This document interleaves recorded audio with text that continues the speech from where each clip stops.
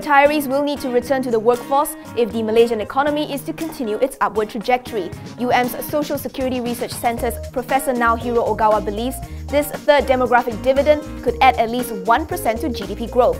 He believes that it is pertinent that Malaysia harnesses the benefit of retired persons from the age 65 and above if it wants to see continued economic growth.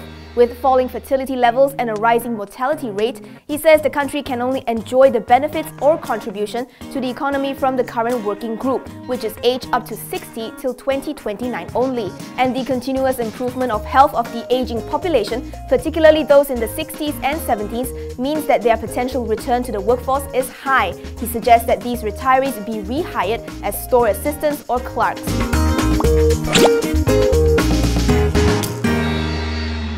K&M Group has secured Chinese utility contractor China Western Power Industrial as the long-awaited financier for the first phase of its green energy project power plant in Peterborough, UK. At the same time, K&M also awarded the Chinese company an engineering, procurement, construction and commissioning job worth 1.9 billion ringgit for this first phase of the biomass waste-to-energy plant, which will have a capacity of 36 megawatts. It is expected to commence in the first quarter next year for a period of 37 months. According to CEO Lee Swee-eng, the funding will be paid in 5 years under a deferred payment scheme, which means it will have about 2 years of operations beforehand.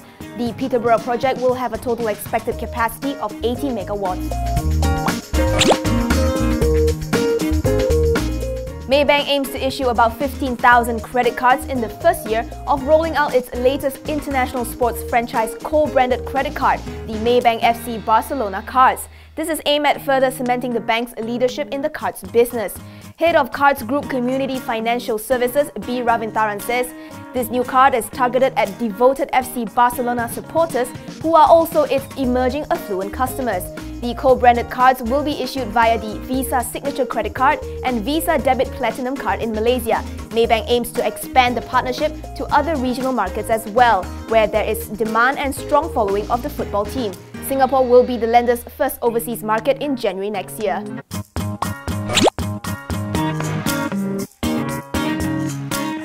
The 3,600 MAS employees who were retrenched 2 years ago will not be getting closure anytime soon. HR Minister Richard Riot says, as MAS had declared bankruptcy, the ministry could neither legally go after the company nor any individual. Moreover, the ministry is not obligated under the law to provide an explanation to the retrenched employees.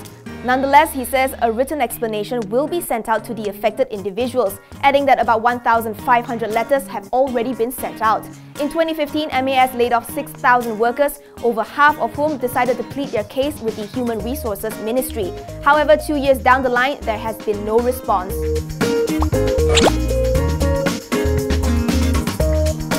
Opposition lawmaker Rafizi Ramli had criticised Felda's move to sell off its Grand Plaza service apartment in London, claiming that Felda could lose millions from the sale due to loan interest and accumulated operating losses.